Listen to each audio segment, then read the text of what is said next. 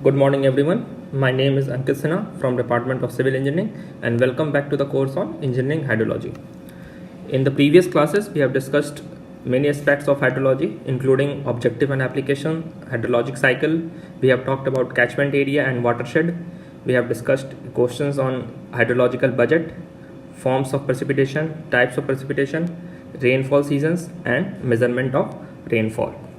In this class, we are going to move ahead with our new topic which is measurement of rainfall. तो आज का हमारा starting topic हुआ measurement of rainfall. अभी तक हमने पढ़ा था कि रेनफॉल कैसे होता है, क्या क्या उसके एस्पेक्ट्स होते हैं. आज हम लोग देखेंगे रेनफॉल को मेज़र करने के क्या क्या तरीके हैं हमारे पास, क्या क्या मेथडोलॉजी है, क्या क्या इंस्ट्रूमेंट्स है, किस तरीके से मेज़र करते हैं. और उसके बाद जैसे जैसे आगे बढ़ेंगे वैसे हम लोग इसमें एरर क्या क्या अलाउड है, यहाँ पे आपके पास क्या क्या अलग अलग सिस्टम्स आपके पास अवेलेबल है, इंडियन स्टैंडर्ड गाइडलाइंस क्या हैं, ये सारी चीज़ों को हम लोग देखेंगे. ठीक है. तो सबसे पहला एस्पेक्ट होता है आपको मेज़र करने का, वो होता है आपको रेनफॉल कितना हुआ. तो सबसे पहला इंपॉर्टेंट काम होता है आपको मेज़र करने के लिए, वो है आपको अमाउंट ऑफ रेनफॉल पता करना कि रेनफॉल कितना हुआ. Of rainfall has occurred. तो रेनफॉल मेज़र करने के लिए हमारा जो सिस्टम यहाँ पे अडॉप्ट करते हैं वो हम लोग वॉल्यूम के टर्म्स में नहीं करते, वहाँ पे वर्टिकल डेप्थ के बारे में बात करते हैं. वर्टिकल डेप्थ क्या हुआ देखते हैं. अगर आपके पास एक कैचमेंट एरिया है जिसका गिवन एरिया मान लीजिए ए है, इस पर कुछ रेनफॉल हुआ, आपका कुछ प्रेसिपिटेशन हुआ, टोटल प्रेसिपिटेशन का वॉल्यूम वी हुआ. ठीक है. तो हम लोग कभी भी प्रेसिपिटेशन को टोटल वी के टर्म्स में या फिर मीटर क्यूब में नहीं बताते हैं. हम बताते हैं अगर इस रेनफॉल को, इस पार्टिकुलर रेनफॉल को इस गिवन एरिया में स्प्रेड कर देते हैं, दस टोटल पूरे एरिया में आपका रेनफॉल स्प्रेड हो जाता है, तो कितने हाइट तक आपका जो रेनफॉल है वो मेंटेन होता है. इसका मतलब अगर हम लोग यहाँ पे अगेन इसको सिंप्लीफाई करके देखते हैं, मान लेते हैं आपके पास एक कंटेनर है, ये आपका एक कैचमेंट एरिया की तरह काम करेगा यहाँ पे. ठीक है. इस कंटेनर का बेस एरिया आपका ए है. ठीक है. ये आपका बेस एरिया हुआ. ठीक है. यहाँ पे आपका वी अमाउंट ऑफ रेनफॉल अंदर हुआ. तो रेनफॉल होने के कारण क्या होगा, ये पानी कलेक्ट होगा. मैंने आपको बताया था पूरे रेनफॉल को आपको पूरे एरिया के अंदर स्प्रेड करना है. स्प्रेड करेंगे तो आप क्या करेंगे, कुछ एरिया कुछ वो हाइट तक के पानी आपका कलेक्ट हो जाएगा. जब भी हम लोग अब रेनफॉल को बताएंगे, एक्सप्रेस करेंगे, तो हम लोग इसी हाइट या फिर इसी वर्टिकल हाइट के टर्म्स में बता करेंगे. ठीक है. ये करने का फ़ायदा ये होता है कि हमारे पास साथ में एरिया कोट करने की ज़रूरत नहीं रहती है. इसका मतलब अगर हम कहीं बताते हैं कि 1000 मीटर क्यूब पानी रेनफॉल हुआ है, तो आपको साथ में ये बताना पड़ेगा कि यहाँ पे एरिया कौन सा कंसिडर कर रहे हैं. ठीक है. तो जब तक हम ये एरिया कंसिडर नहीं करेंगे तो ये डेटा आपका इनसिग्निफिकेंट हो जाता है. लेकिन वहीं आप डायरेक्टली आप बताते हैं 0.1 मीटर रेनफॉल हुआ है, तो आप जो भी फिजिकल पैरामीटर है उन सबको एस्टिमेट कर सकते हैं यहाँ पे डायरेक्टली. तो ये फ़ायदा होता है आपको यहाँ पे, जब भी रेनफॉल हम लोग डिस्क्राइब करेंगे तो हम लोग हमेशा इस वर्टिकल डेप्थ ऑफ वाटर के बाद में ही बात करेंगे. ठीक है. टोटल वॉल्यूम के बारे में इन जनरल बात नहीं करेंगे until unless it is mention. तो इंडियन स्टैंडर्ड केस के हम जब बात करते हैं तो हम लोग जनरली डेटा जब भी एक्सप्रेस करेंगे वो होता है आपका डेटा mm में या फिर सेंटीमीटर में. मीटर का टर्म आपका काफ़ी हाई हो जाता है और ये काफ़ी ज़्यादा हाई मैग्नीट्यूड का रेनफॉल अगर कंसिडर होता है तब मीटर के बारे में बात करेंगे. लेकिन इन जनरल जब भी एक्सपेक्ट करेंगे तो हम लोग रेनफॉल हमेशा सेंटीमीटर या फिर mm में ही बात किया करेंगे. ठीक है. तो रेनफॉल को हम लोग अब मेज़र कैसे करेंगे, रेनफॉल मतलब प्रेसिपिटेशन को हम लोग को मेज़र कैसे करेंगे. तो मेज़र करने के लिए हमारे पास जो इंस्ट्रूमेंट्स हैं उनको हम लोग रेन गेज कहते हैं. लेमैन टर्म्स कहिए या फिर टेक्निकल टर्म में भी इसको रेन गेज कहते हैं. इनके और भी नाम हैं अवेलेबल आपके, जिनको हम लोग ऑम्ब्रोमीटर्स, प्लूवियोमीटर्स और हाइड्रोमीटर्स भी कहते हैं. हाइड्रोमीटर आपका हाइड्रोग्राफ से आता है, आगे हम लोग देखेंगे हाइड्रोग्राफ क्या होता है, तो वहाँ से आपको समझ में आएगा हाइड्रोमीटर्स क्या होते हैं. ठीक है. तो धीरे धीरे अब हम लोग एक एक करके आगे बढ़ते हैं और इनके क्लासिफिकेशन को पढ़ते जाते हैं. ठीक है. तो अभी तक आपने देखा है वो क्या था, रेनफॉल को हमेशा हम लोग वर्टिकल डेप्थ के टर्म्स में बताते हैं, हमेशा वर्टिकल हाइट के टर्म्स में हमेशा आपको जब भी रेनफॉल को बताना होगा तब बताएंगे। और प्रेसिपिटेशन को मेजर करने के लिए जो इंस्ट्रूमेंट्स होते हैं उनको रेन गेज कहते हैं, अलग अलग नाम हो सकता है, हाइटोमीटर, प्लूवियोमीटर, ऐसा अलग अलग, ठीक है। तो जनरली जब भी हम लोग बात करते हैं तो आपके पास दो तरह के रेन गेज अवेलेबल है। पहला हो गया आपका नॉन रिकॉर्डिंग, दूसरा हो गया रिकॉर्डिंग। तो रिकॉर्डिंग और नॉन रिकॉर्डिंग में सिंपल डिफरेंशिएशन यही है, यहाँ पे डेटा आपको मेज़र करना पड़ता है हमेशा, किसी भी गिवन इंटरवल में आपको डेटा कलेक्ट करना है तो। और रिकॉर्डिंग में होता है कि अगर आपको कंटिन्यूसली डेटा मेज़र करने की ज़रूरत नहीं है, यहाँ पे ऑटोमेटिक सिस्टम होते हैं आपको डेटा कलेक्ट करने के लिए। इन रिकॉर्डिंग केज में जब भी बात करते हैं तो आपके पास ऑटोमेटेड सिस्टम होता है डेटा कलेक्ट करने के लिए, नॉन रिकॉर्डिंग में आपको जाके डेटा कलेक्ट करना पड़ता है, ठीक है। तो नॉन रिकॉर्डिंग में सबसे पहले आता है साइमन्स रेन गेज, सबसे इंपॉर्टेंट, सबसे कॉमन और सबसे ज़्यादा फेमस हो गया आपका Simons rain gauge. Simons rain gauge का ही एडवांस्ड या फिर आप कह सकते हैं मॉडिफाइड वर्जन होता है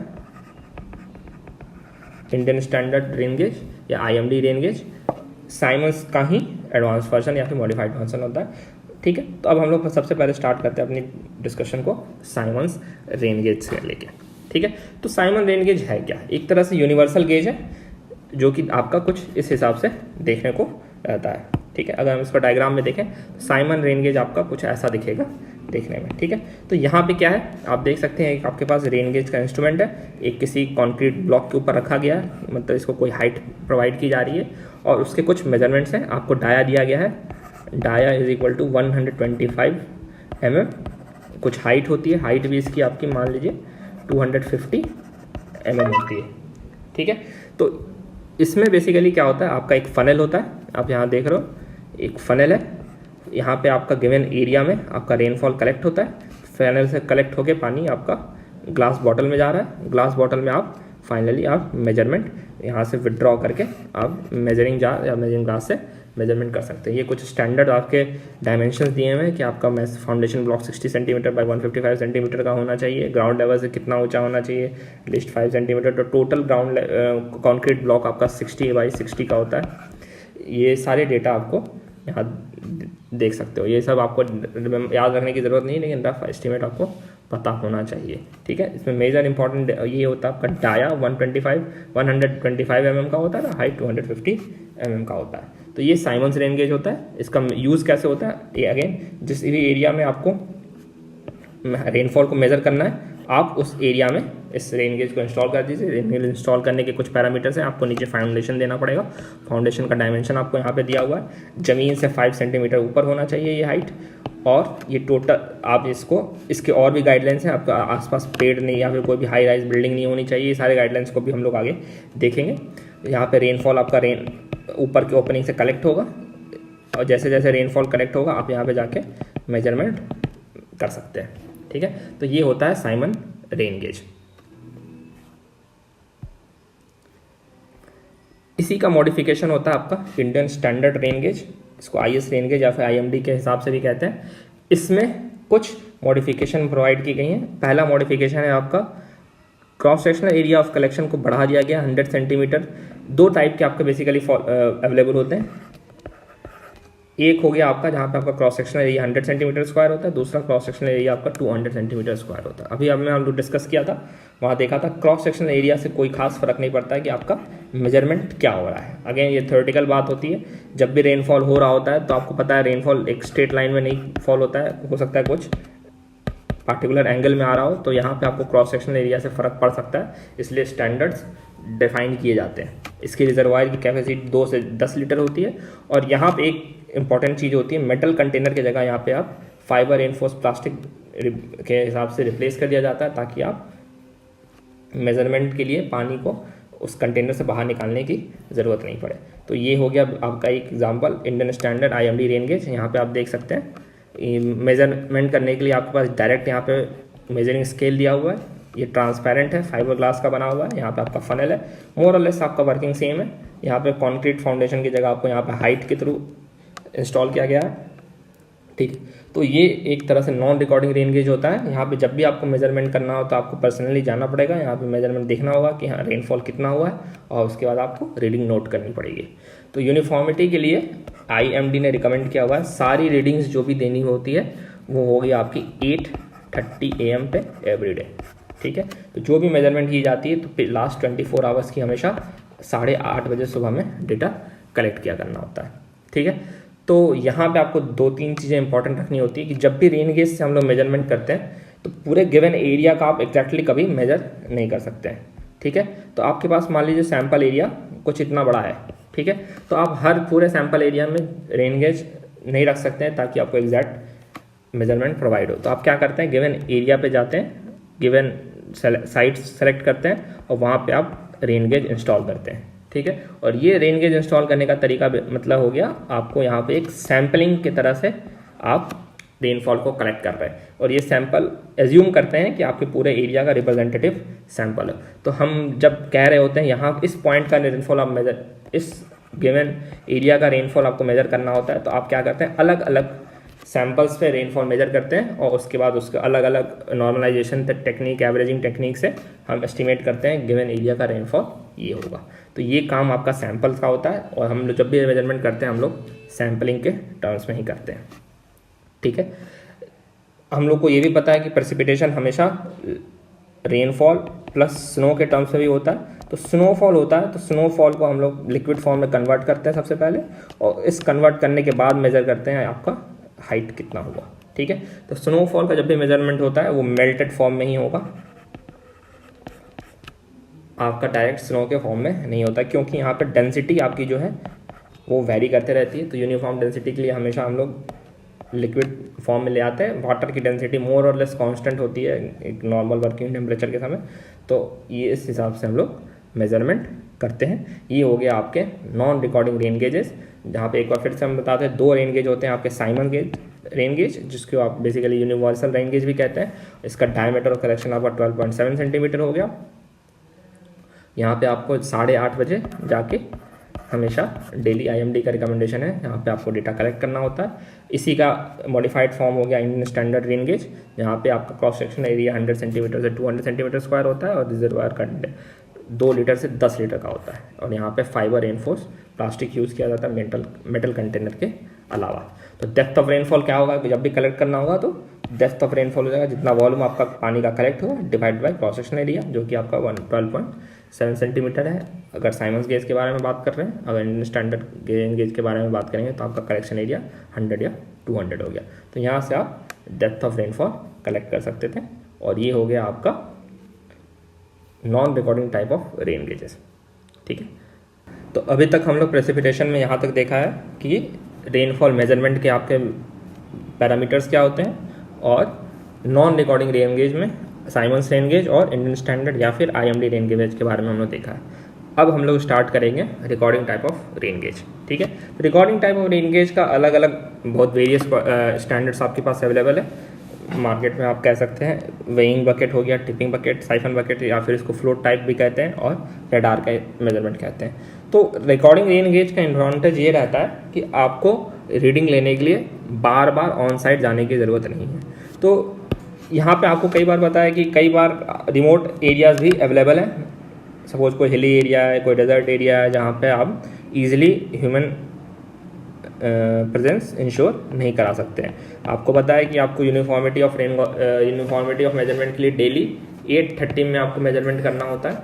तो यहाँ पे कोई आदमी हमेशा आप असाइन नहीं कर सकते हैं। तो इसके लिए एक बेनिफिट या फिर इसका एक तरह से सॉल्यूशन समझिए, एक recording type of rain gauge बनाया गया, जहाँ पे आपको डेटा कलेक्ट करने के लिए आदमी को हमेशा प्रेजेंट होने की ज़रूरत नहीं है। तो डिपेंडिंग अपॉन अवेलेबिलिटी आदमी यहाँ पे जाएगा, कोई भी आपका टेक्निकल स्टाफ हुआ या फिर जो भी स्टाफ हुआ आपके पास, वो यहाँ पर डेटा जाएगा आपके बिहाफ में, डेटा कलेक्ट कर सकता है, और यहाँ पर रेगुलर प्रेजेंस की ज़रूरत नहीं होती है। एक तरह से एडवांटेज हो गया, जहाँ पे आपके पास एक्सेसिबिलिटी के इश्यूज़ हैं। इनमें ही अलग अलग टाइप के आ जाते हैं, weighing bucket, tipping bucket, siphon rain gauge. ठीक है। एक एक करके इनका डिटेल और मैकेनिज्म हम लोग देखने की कोशिश करेंगे और डिटेल देखते हैं। ठीक है। स्टार्ट करते हैं हम लोग आपका टिपिंग बकेट रेन गेज से। तो ये जो एग्जांपल आप रफ स्केच देख रहे हैं, ये टिपिंग बकेट रेन गेज का एग्जांपल है। इसका अगर हम लोग डायग्राम डिटेल में देखेंगे तो यहाँ पे सिस्टम कुछ ऐसा रहता है आपका, ठीक है। ये होता है अगर जब हम लोग इसको विद इन केस के जब भी बात कर रहे होते हैं, जब इन केस रहता है तो सिस्टम आपका देखने में ऐसा रहता है। ये ऊपर ओपन सरफेस रहता है आपका, यहाँ से रेनफॉल अंदर जाता है, फनल का अरेंजमेंट रहता है, फनल के थ्रू इस टाइप का फनल आपका यहाँ पे दिख रहा होता है। फनल के थ्रू रेनफॉल आपका कलेक्ट होकर इस रिजर्वायर में आता है और यहाँ से आपका पानी डिस्ट्रीब्यूट होता है इस बकेट में या फिर इस बकेट में। ये बकेट का सिस्टम आपका कुछ इस हिसाब से रहता है। यहाँ पे आप देखते हैं कॉमन पिवट के बीच में, पिवट या फिर कोई भी एक बैलेंस सिस्टम के बेसिस पे देखेंगे तो यहाँ पे ये टॉपल करते रहता है। जिस एरिया में या फिर जिस बकेट में आपका पानी भर जाता है वो आपका टॉपल कर जाएगा। टॉपल करेगा तो क्या होगा, सपोज मान लेते हैं इसमें पानी आपका भर चुका है तो यहाँ पे आपका पानी टॉपल करेगा तो जितना पानी आपका बाहर आ जाएगा ड्रेन आउट हो जाएगा। ड्रेन आउट होगा उसके बाद इसका वजन कम हो जाएगा तो ये ऊपर की तरफ जाएगा, उसके बाद ऊपर की तरफ चला जाएगा तो इसमें रेनफॉल भरने लगेगा दूसरे वाले में, और इसी हिसाब से आपका एक समय में एक बकेट फिल होता है। और उसके बाद जैसे जैसे ये रोटेट करेगा, जितनी बार रोटेट करेगा वहाँ पे एक रीड स्विच उस चीज़ को मेजर करते रहती है। और सपोज मान लेते हैं टिपिंग बकेट की वॉल्यूम का 10 सेंटीमीटर और 10 mm³ आपका इसका कैपेसिटी है। तो जब तक रेनफॉल आपका 10 mm³ नहीं होगा तब तक ये आपका रीडिंग स्विच से डेटा कलेक्ट नहीं होगा। और जैसे जैसे आपका 10 m³ होगा आपका डेटा कलेक्ट होगा और ये आपका बकेट जो है टिप कर जाएगा। इसका मतलब यहाँ से एक पोजीशन से दूसरे पोजीशन में जाएगा और दूसरे में आपका रेनफॉल भरना स्टार्ट होगा। अगर इसका लाइन डायग्राम के हिसाब से बात करेंगे तो इस हिसाब से रहता है ये आपका मूविंग एक्सिस हो गया। जब इसकी हर की कैपेसिटी 10 mm³ होती है, इसमें रेनफॉल आपका कलेक्ट होगा। रेनफॉल अगर ये जैसे भर जाएगा तो ये आपका रोटेट कर जाएगा, ये वापस इसकी जगह पे आ जाएगा, इसमें वापस अब रेनफॉल होगा। तो जितनी बार रोटेट करेगा उसका काउंट होते जाता है। तो हम लोग ये मेजर कर सकते हैं कि 10 mm³ का पानी आपका कितने देर में कलेक्ट होगा, ठीक है। अगर हम लोग उसको ग्राफ बनाने की कोशिश करेंगे या फिर रिप्रेजेंट करने की कोशिश करेंगे तो हम लोग ऐसा बता सकते हैं, यहाँ से आपको एक तरह से इंटेंसिटी ऑफ रेनफॉल पता चलती है, ठीक है। तो इसमें क्या होता है, जब भी आपका रेनफॉल हुआ ये बकेट आपका मूव करेगा और आप डेटा कलेक्ट करेंगे। तो फॉर एग्जांपल मान लेते हैं हम लोग 9 बजे से ऑब्जर्व कर रहे हैं, 9 बजे से देख रहे हैं, 9:30 में रेनफॉल स्टार्ट हुआ। देखते पहली बार पानी जो आपका टिप कर रहा है वो आपका दिखा रहा है, यहाँ पे रीडिंग दिखाया गया। फर्स्ट टाइम आपका टिप किया 9:35 पे लेट्स से, तो आप ये कह सकते हैं 9:30, फिर उसके बाद आपका सेकंड टिप हो गया 35 के बाद 40, ठीक है। तो आप ये कह सकते थे कि 35 to 40 के बीच में आपका टोटल रेनफॉल हुआ है 10 mm³। आपका टाइम ड्यूरेशन कितना हो गया 5 मिनट। तो यहाँ से आपको इंटेंसिटी ऑफ रेनफॉल पता चलती है। तो ये टिपिंग बकेट का आपका एक तरह से डेटा जो आपका आउटपुट आएगा वो आपके इंटेंसिटी के टर्म्स में आएगा। बाकी सारे जो रेन गेज आ रहे थे वहाँ पे आपको मास कर्व मिल रहा था। मास कर्व का मतलब हुआ कि आप टोटल वॉल्यूम हमेशा बता रहे थे, जो कि कुछ इस हिसाब से जाएगा कितना रेनफॉल हुआ है, ठीक है। यहाँ पे आपको इंटेंसिटी ऑफ रेनफॉल मिलती है, ठीक है। इसके बाद जो हम लोग दूसरा मेजरमेंट का आपका अवेलेबल है वो है आपका वेइंग बकेट। वेइंग बकेट का भी अरेंजमेंट ऑटोमेटेड होता है। यहाँ पे भी आपको मेजरमेंट लेने के लिए रेगुलरली प्रेजेंट होने की ज़रूरत नहीं है।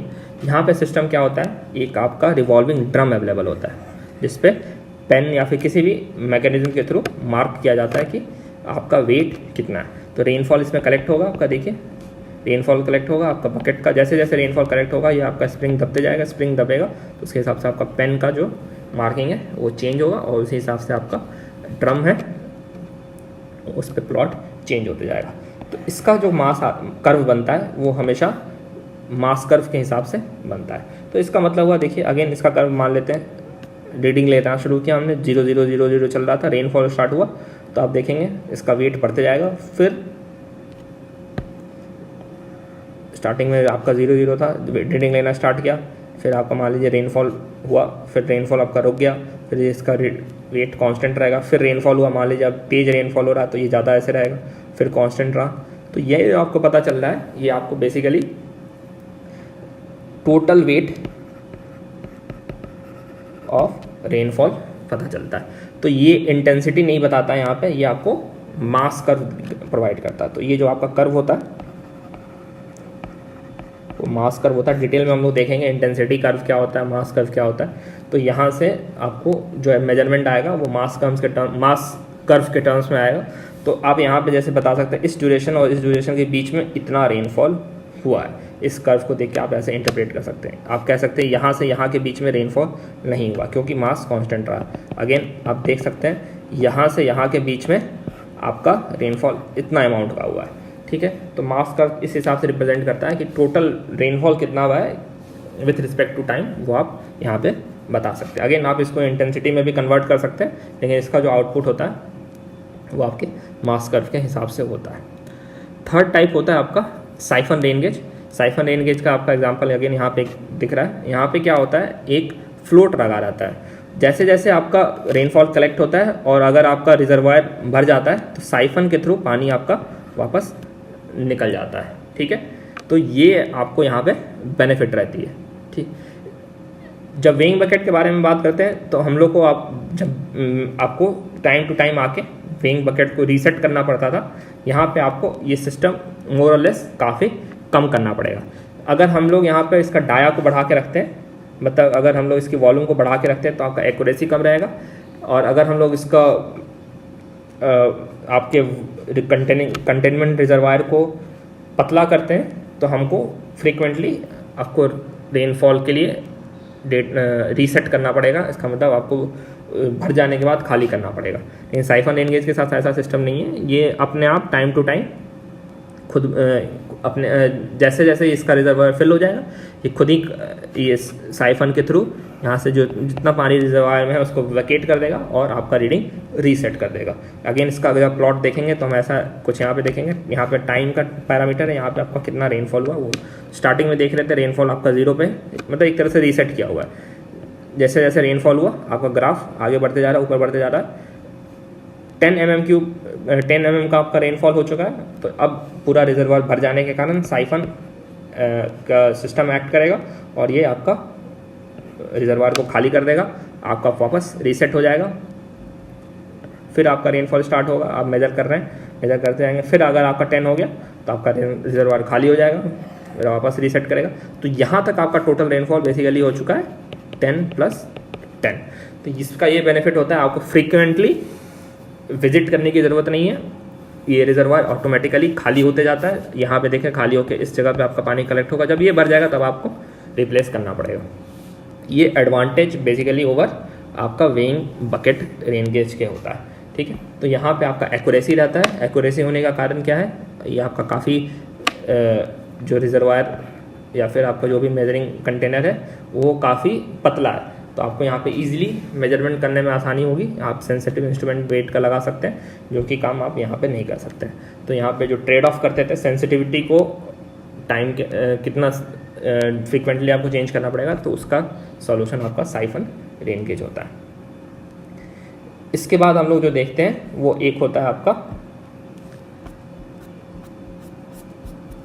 Radar measurement. इसमें बेसिकली क्या होता है, जितने ऑटोमेटेड सिस्टम जो हमने बना के रखे हैं मेजरमेंट करने का, इसको रडार के थ्रू या फिर कोई भी वायरलेस सिस्टम के थ्रू एक जगह से दूसरी जगह पे हम लोग ट्रांसमिट कर सकते हैं। रेडियो डिटेक्शन या फिर कोई भी आपके पास मेथड है उसके थ्रू हम लोग एक जगह से दूसरे जगह को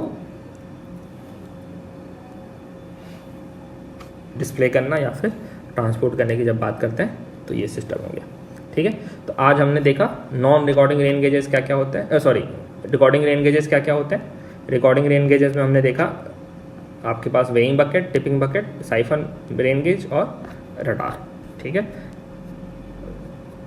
टिपिंग बकेट में हमने देखा आपका रेनफॉल कलेक्ट होगा, रेनफॉल कलेक्ट होने के बाद आपका बकेट रोटेट कर जाएगा और दूसरा बकेट सामने आ जाएगा। जैसे जैसे रोटेट करेगा वैसे वैसे आप मेजरमेंट लेते जाएंगे। रेइंग बकेट में क्या होता है, आपके पास एक बकेट है जहाँ पे आप प्लेटफॉर्म पे वजन कर रहे होते हैं, स्प्रिंग लगा होता है और जैसे जैसे वजन होगा वैसे वैसे आपका सिस्टम आगे बढ़ते जाएगा। और साइफन हो गया, इसी का एडवांस वर्जन है जहाँ पे आपको रिजर्वायर को या फिर आपके वेइंग बकेट को वैकेट करने की ज़रूरत नहीं है, एम्प्टी करने की ज़रूरत नहीं है। साइफन चैम्बर अपने आप इस सिस्टम को ऑटोमेटेड काम करता है, जहाँ पे आपका फ्लोट जैसे आपका ऊपर बढ़ेगा तो साइफन एक्ट करेगा और जब आपका पूरा रेनफॉल कलेक्ट किया हुआ वो रीसेट हो जाता है। फोर्थ हो गया आपका रडार मेजरमेंट, जो कि आपका रेडियो डिटेक्शन और रेंजिंग के थ्रू काम करता है। ठीक है, जनरली इसका जो रेंज होता है 200 किलोमीटर स्क्वायर का होता है।